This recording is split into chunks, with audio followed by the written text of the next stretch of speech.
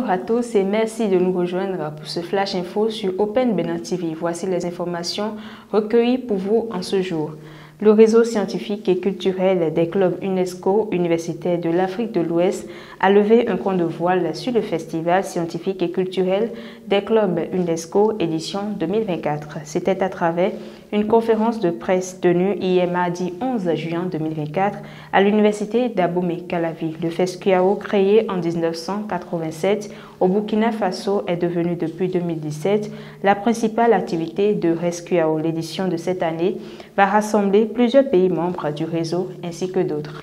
Le Bénin et le Royaume d'Arabie Saoudite ont formalisé un nouveau cadre de coopération visant à promouvoir les investissements directs entre les deux nations. Ce lundi, Adjadji Bakari, ministre béninois des Affaires étrangères et de la coopération, et Ibrahim Al-Moubarak, vice-ministre saoudien de l'investissement, ont signé un mémorandum d'entente. Ce document stratégique vise à stimuler les investissements bilatéraux tout en facilitant l'échange d'informations statistiques et commerciales ainsi que les lois et réglementations pertinentes. Cette initiative marque un renforcement significatif des relations de coopération entre le Bénin et l'Arabie saoudite qui date de plusieurs décennies.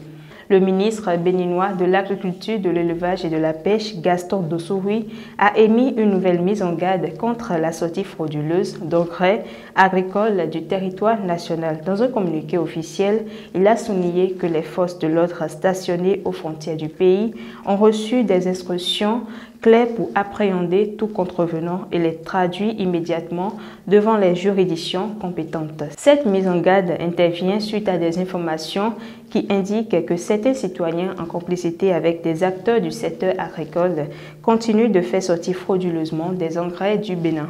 Ces pratiques persistent malgré les mesures strictes mises en place par le gouvernement. Le Sénégal a officiellement rejoint le cercle des pays producteurs de pétrole. La compagnie australienne a annoncé hier avoir démarré l'exploitation du gisement offshore de Sangomar, situé à environ 100 km au sud du Dakar. Selon Woodside, le champ de Sangomar, découvert en 2014, va produire entre 100 000 et 125 000 barils de pétrole par jour. Ce pétrole, conforme aux standards internationaux, sera principalement destiné à l'exportation vers les marchés européens et asiatiques, mais aussi au marché national. L'exploitation du Sangomar et du futur projet GTA marque des étapes significatives pour le Sénégal et la Mauritanie dans un contexte où ces pays cherchent à maximiser les bénéfices de leurs ressources en hydrocarbures tout en répondant aux préoccupations internationales concernant les énergies fossiles.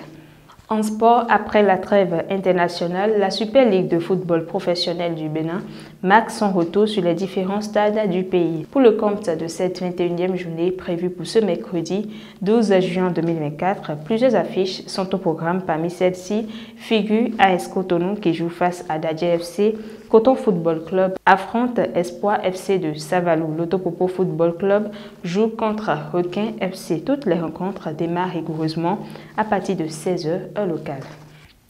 C'est la fin de ce Flash Info. Merci de l'avoir suivi. Restez connectés sur Open Bénin TV pour plus d'informations en continu. Bonne journée à toutes et à tous.